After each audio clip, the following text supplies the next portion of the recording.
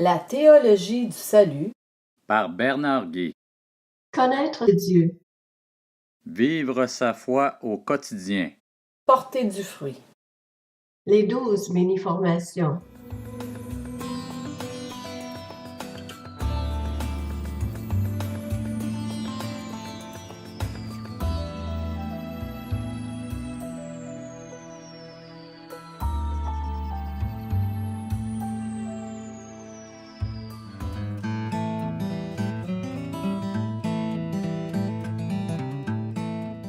La seconde mini-formation, le péché, nature.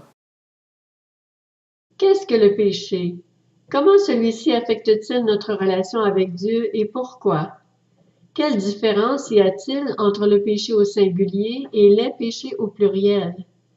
De quelle manière le péché peut-il affecter nos pensées, nos désirs, nos motivations, nos paroles, nos actions, nos réactions, nos décisions, etc.?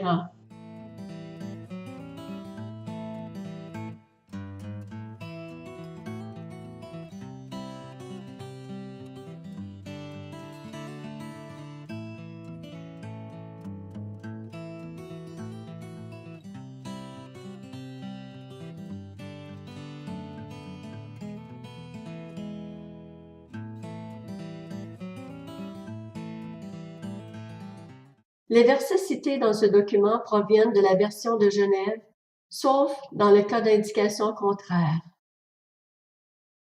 Le point A. Le péché en quelques mots. Le péché est d'abord une attitude de rébellion contre Dieu. C'est un refus de reconnaître Dieu comme étant digne de notre adoration et de notre entière soumission. Mais le péché est aussi tout ce qui va à l'encontre de la nature et de la volonté de Dieu, celui-ci étant l'être suprême dans l'univers et la norme absolue en matière de bien ou de mal. La Bible définit le péché comme la transgression des lois divines. Plusieurs humains rejettent la notion de péché, car elle suggère que nous devrons tôt ou tard rendre compte à Dieu pour tout mal commis. Par contre, les humains admettent les réalités de l'imperfection humaine et du mal, bien que celles-ci varient plus ou moins selon les époques et les cultures. En plus d'être une offense contre Dieu et contre ses lois, le péché a un pouvoir destructeur réel pour les humains.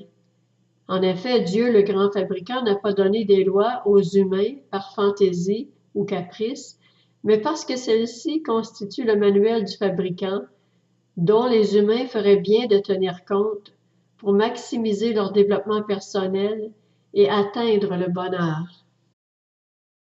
L'histoire suivante illustre avec éloquence le pouvoir destructeur du péché. Lorsque Léonard de Vinci travaillait au dernier repas, un de ses chefs-d'œuvre, il choisit un homme, Pietri Bandinelli, choriste à la grande cathédrale de Milan. Le calme et la sérénité de cet homme l'inspiraient. Il lui demanda de poser pour lui alors qu'il était en train de peindre le personnage de Jésus. Des années passèrent et le tableau du dernier repas restait inachevé. Léonard n'avait encore trouvé personne pour poser pendant qu'il peindrait le personnage tordu et profiteur de Judas. Un bon jour, alors qu'il déambulait dans les rues de Rome, il trouva celui qu'il cherchait. L'homme était courbé, il avait un regard froid et l'air méchant d'un exploiteur. Il accepta l'offre du grand maître. Une fois dans le studio, l'homme regarda autour de lui, l'air songeur. On aurait dit qu'il était à la recherche de vieux souvenirs.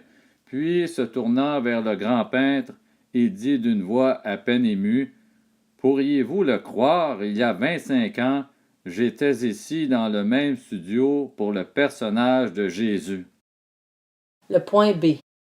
Lire les textes bibliques suivants pour comprendre les divers aspects du péché. Le point 1. Texte biblique démontrant que le péché le plus grave est de ne pas reconnaître que Dieu est l'être suprême, digne de notre adoration, de notre reconnaissance et de notre entière allégeance. Épître de Paul aux Romains, chapitre 1er, verset 21.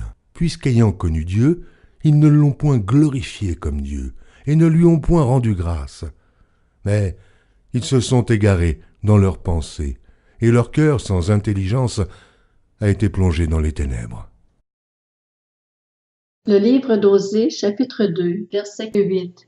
Elle n'a pas reconnu que c'était moi qui lui donnais le blé, le mou et l'huile, et l'on a consacré au service de Baal l'argent et l'or que je lui prodiguais. Exode chapitre 20, versets 1 à 6. Alors Dieu prononça toutes ces paroles en disant: Je suis l'Éternel ton Dieu qui t'a fait sortir du pays d'Égypte de la maison de servitude.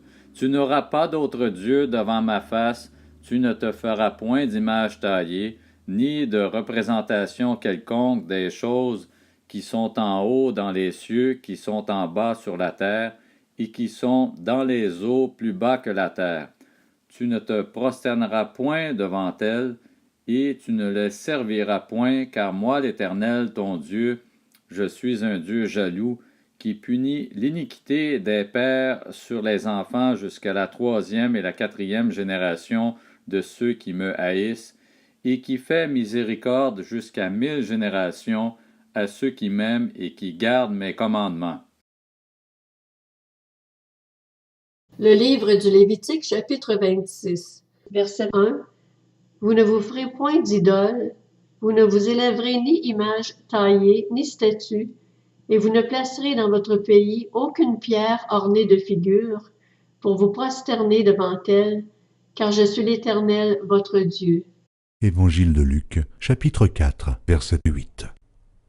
Jésus lui répondit, il est écrit, tu adoreras le Seigneur, ton Dieu, et tu le serviras lui seul. Application. Redonner à Dieu la place qui lui revient dans notre cœur et dans nos affections est la chose la plus importante à faire pour retrouver la santé spirituelle. Comment faire cela concrètement? Le point 2. Texte biblique exprimant les sentiments de Dieu à l'égard du péché. Habacuc chapitre 1 verset 13. Tes yeux sont trop purs pour voir le mal, et tu ne peux pas regarder l'iniquité. Pourquoi regarderais-tu les perfides et te tairais-tu quand le méchant dévore celui qui est plus juste que lui? Le livre de Malachie, chapitre 2, verset 17. Vous fatiguez l'Éternel par vos paroles, et vous dites, en quoi l'avons-nous fatigué? C'est en disant, quiconque fait le mal est bon aux yeux de l'Éternel, et c'est en lui qu'il prend plaisir. Ou bien, où est le Dieu de la justice? Première épître de Pierre, chapitre 3, versets 10 à 12. Si quelqu'un, en effet, veut aimer la vie et voir des jours heureux, qu'il préserve sa langue du mal et ses lèvres des paroles trompeuses, qu'il s'éloigne du mal et fasse le bien, qu'il recherche la paix et la poursuive. Car les yeux du Seigneur sont sur les justes, et ses oreilles sont attentives à leurs prières. Mais la face du Seigneur est contre ceux qui font le mal. Le livre d'Ésaïe, chapitre 61, verset 8. Moi, le Seigneur, j'aime en effet qu'on respecte le droit, mais je déteste, je trouve indigne qu'on prenne quelque chose de force. Jérémie chapitre 44 versets 1 à 4, Bible français courant. Jérémie reçut une parole de Dieu pour tous les Judéens qui s'étaient installés en Égypte dans les villes de Migdol, Tapanès, Memphis et dans la région de Patros. Jérémie leur dit donc: Voici ce que déclare le Seigneur de l'univers, Dieu d'Israël. Vous avez vu tous les malheurs que j'ai fait venir sur Jérusalem et sur les autres villes de Juda. Elles sont aujourd'hui en ruine et complètement dépeuplées. C'est parce que leurs habitants m'ont provoqué par le mal qu'ils ont commis. En effet, ils sont allés offrir leurs sacrifices et leurs cultes à des dieux étrangers. Pourtant, ils n'avaient rien de commun avec ces dieux-là, pas plus que vous-même ou vos ancêtres. Et moi, je n'ai jamais cessé de vous envoyer l'un après l'autre mes serviteurs, les prophètes, pour vous faire abandonner ces pratiques scandaleuses que je déteste.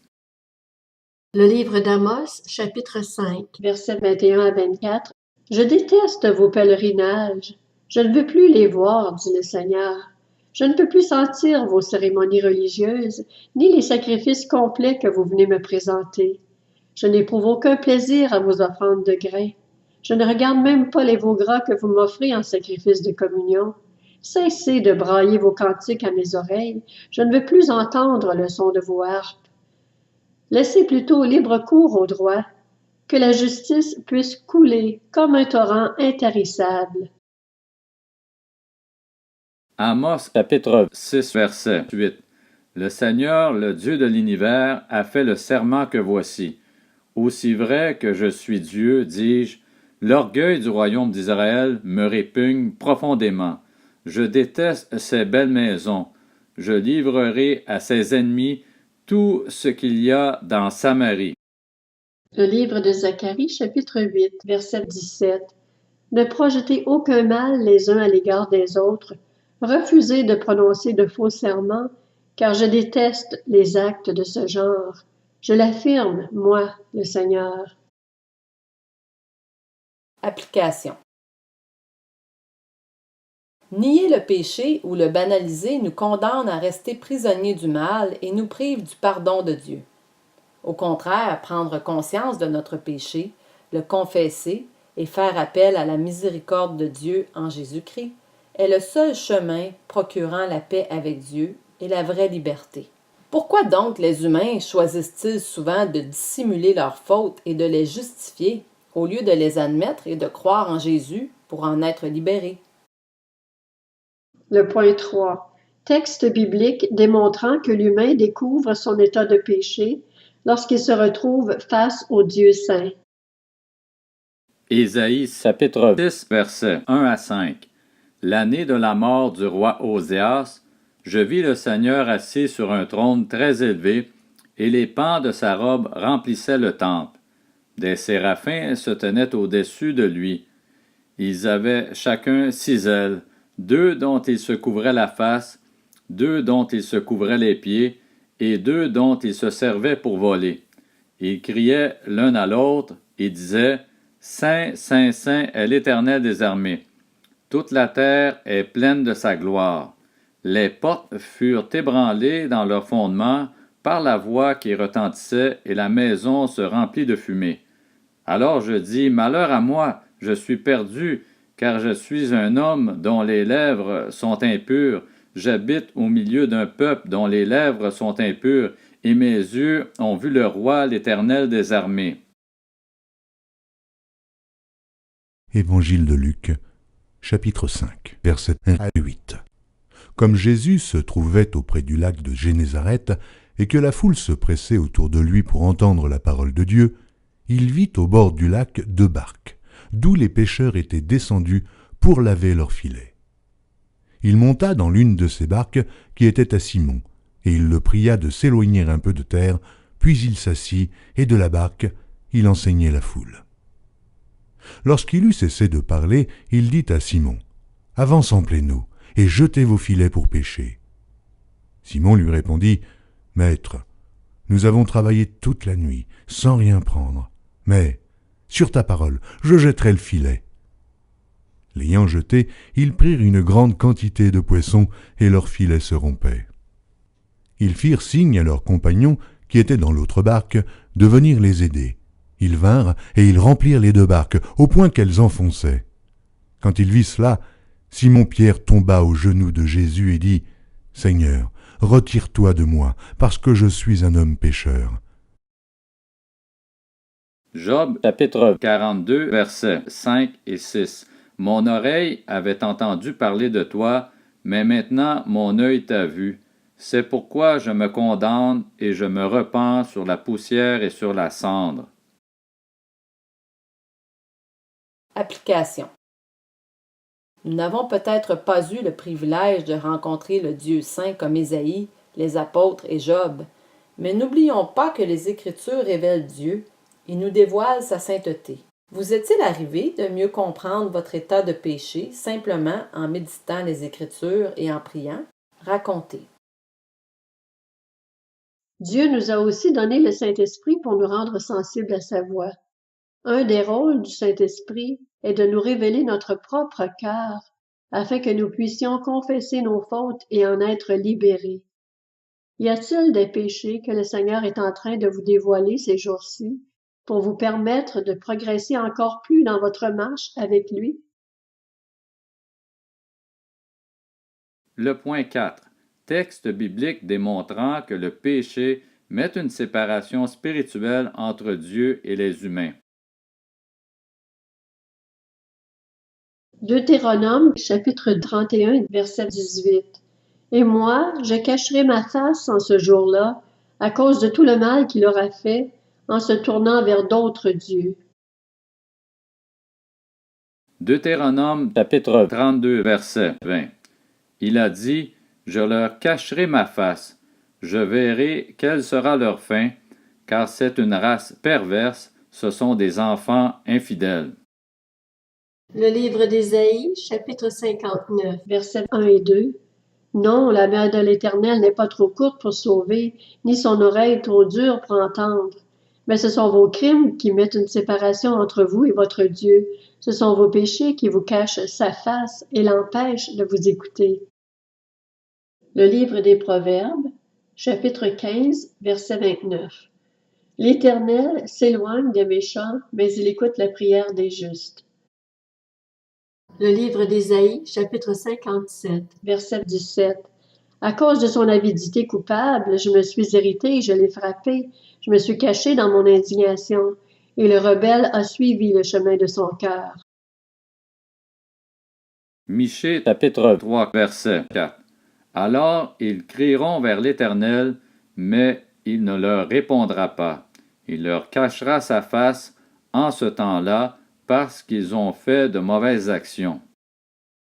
Application. Le péché prive le non-croyant de toute relation avec Dieu et prive le croyant de l'intimité du Seigneur et de la puissance spirituelle du Saint-Esprit. Quelles sont les conséquences de ne pas avoir de relation profonde avec Dieu dans la vie présente? Le point 5. Texte biblique montrant que le péché affecte tous les aspects de la vie humaine. Intelligence, pensée, parole, omission ou négligence, motif, attitude, réaction. En constatant les grands dégâts que le péché a causés chez l'humain, nous comprenons mieux notre besoin que le Seigneur remette en ordre tous les aspects de notre vie. Dans quel domaine, intelligence, pensée, parole, omission, etc., diriez-vous expérimenter le plus de batailles intérieures? Le point C. Lire l'article suivant tiré du dictionnaire biblique d'Emmaüs. Péché. Le point 1. Définition. Le péché est la transgression de la loi. Là où il n'y a point de loi, il n'y a point non plus de transgression. Le péché n'est pas imputé quand il n'y a point de loi. Le péché est donc toute désobéissance à la volonté révélée de Dieu, notre grand législateur.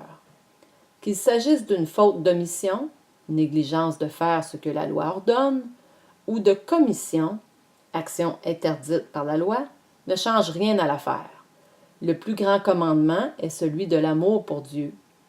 Celui donc qui n'aime pas a commis le plus grand péché, la faute par excellence, qui consiste à se mettre soi-même et sa volonté propre à la place de Dieu. Le point 2. Terminologie. Pris dans son sens strict, le mot péché est une traduction de l'hébreu atat ou et ataa et du grec amartia, égale un manquement de but ou une déviation d'une cible. Cependant, péché est souvent utilisé comme un terme générique couvrant tout ce qui, dans la disposition, les desseins et le comportement des créatures rationnelles de Dieu, est contraire à la volonté révélée du Seigneur. Voici quelques mots qui font ressortir divers aspects du péché. Hébreu, Avel, Avla, Avon, grec, adikia, sens, injustice, manque de droiture, tort. Hébreu, pécha, grec, parabasis, sens, transgression, délibéré, crime. Hébreu, pécha, grec, paraptoma, sens, faute, erreur délibérée. Hébreu, récha, grec, anomia, sens, contravention, éloignement de la loi, iniquité. Hébreu, récha, grec, paranomia, sens, illégalité, proche d'anomia. Hébreu, maal, grec, apistia, sens, incrédulité, infidélité, trahison. D'autres termes grecs évoquent d'autres aspects du péché. Kakia et poneria, le mal moral et spirituel. Ophéla, dette. Et Énokos, coupable devant la loi. En général, le péché, dans tous ses aspects, forme et expression, est une révolte contre Dieu de la part de l'homme qui, par une décision intelligente et volontaire, refuse de se conformer à la nature de Dieu et d'obéir à sa loi.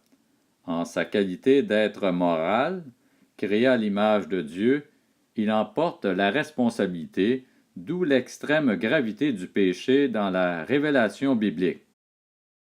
Le point 3. Origine du péché. Le péché était présent dans l'univers avant la chute d'Adam et d'Ève. Son origine fait partie du mystère de l'iniquité. Peut-être une explication rationnelle aurait-elle eu pour résultat de nous distraire par rapport à la préoccupation biblique première, savoir l'origine et les conséquences du péché dans la vie humaine. Ainsi, le premier homme, créé bon, doté d'une nature morale et de la capacité d'obéir ou non, ne résiste pas au tentateur. Le but atteint de ce dernier est de semer le doute quant à la véracité et l'amour fidèle de Dieu, d'inspirer chez Ève et Adam une déclaration d'indépendance par rapport à Dieu, et de les pousser dans une rébellion blasphématoire en cherchant l'égalité avec Dieu. De cette manière, le péché d'Adam a une dimension à la fois intellectuelle, volontaire et affective.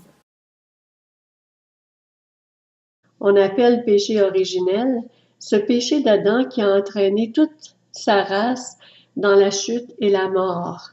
Dans l'article Chute, nous montrons cependant le caractère non biblique de la doctrine romaine sur ce point. D'après elle, le baptême ôte le péché originel de l'enfant nouveau-né, faute de quoi si ce dernier meurt, il ne peut être sauvé. L'enfant a évidemment hérité une nature pécheresse, mais il n'est pas coupable de transgression de la loi divine tant qu'il ne l'a pas perçue. Paul décrit l'état d'innocence dans lequel il vivait jusqu'à ce que l'éveil de sa conscience lui fasse connaître le commandement, la convoitise, la chute personnelle et la mort. Le point 4. Conséquences du péché. Le point A. Relation rompue. L'homme, créé pour vivre dans la présence de Dieu et en communion avec lui, fuit sa rencontre. La colère de Dieu s'exprime au travers d'une condamnation, d'une malédiction et de l'expulsion du jardin. Il ne saurait en être autrement si Dieu veut rester fidèle à lui-même et à ses attributs de justice et de sainteté. Le point B. Race humaine déchue. La chute marque non seulement Adam et Ève, mais aussi toute leur postérité. La race humaine tout entière est solidaire de ses premiers parents dans le mal. L'histoire d'iniquité et de violence tout au long des siècles en est un témoignage éloquent. Cette solidarité comprend les dimensions suivantes. Imputation. Par la transgression d'un seul homme, le péché, la condamnation et la mort sont passés sur tous les hommes parce que tous ont péché dans le péché d'Adam. Cette imputation est la conséquence du rôle d'Adam par rapport à sa postérité. Celui de chef représentatif, l'accomplissement du salut en Christ est fondé sur le même principe de solidarité dans l'union des croyants avec leur Sauveur. Corruption. La postérité d'Adam a hérité de sa nature pécheresse, c'est-à-dire d'une perversité de pensée, de disposition, de volonté, de conscience et d'effectivité. La pensée de l'homme naturel est conditionnée, gouvernée par son inimitié contre Dieu. C'est ici qu'intervient l'expression théologique de dépravation totale. Tous les hommes ne sont pas entièrement pourris. Ils peuvent avoir des vertus naturelles, promouvoir la justice civique et laisser parler leur conscience parce que l'œuvre de la loi est écrite dans leur cœur. Cette expression signifie que la corruption du péché a pénétré dans toutes les parties constituantes de l'être humain. Par conséquent, les œuvres qu'il accomplirait dans la conformité à la loi ne suffisent pas pour plaire à Dieu et satisfaire à ses exigences absolues en vue du salut. L'universalité du péché n'est que trop évidente. D'abord, l'homme a une hérédité qui le porte au péché. Puis notre être tout entier est contaminé par le mal. Nos pensées, nos actions, nos paroles, nos sentiments, notre volonté. Aussi, n'existe-t-il aucun être humain qui soit juste devant Dieu. Incapacité.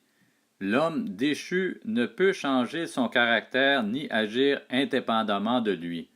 Il ne peut connaître les choses de l'Esprit de Dieu parce que celles-ci sont spirituellement discernées. Non seulement l'homme n'est-il pas assujetti à la loi de Dieu, il ne peut même pas s'y soumettre. Même la foi lui est impossible en dehors d'une intervention de grâce divine. La condition désespérée de l'homme déchu et son esclavage au péché mettent en relief la gloire de l'Évangile en ce que celui-ci a le pouvoir de lui procurer ce qu'il est absolument incapable d'acquérir par lui-même.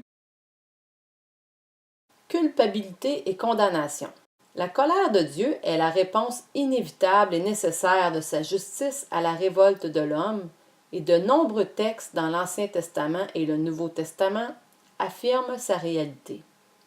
Le langage de l'Écriture a pour but de souligner la sévérité de cette colère sainte et juste.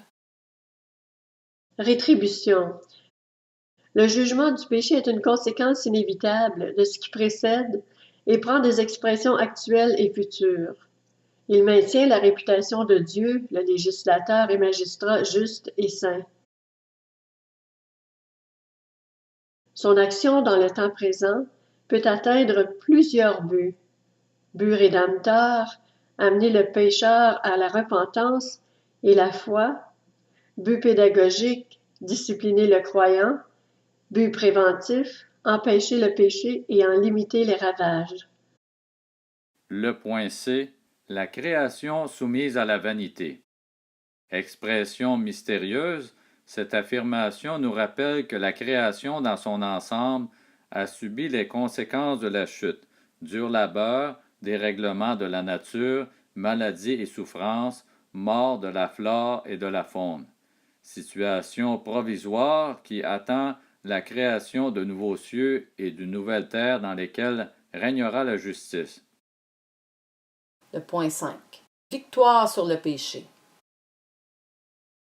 Au cœur de la Bible est son témoignage à l'intervention puissante de Dieu contre le péché, essentiellement par la rédemption accomplie en son Fils, Jésus-Christ, le second Adam.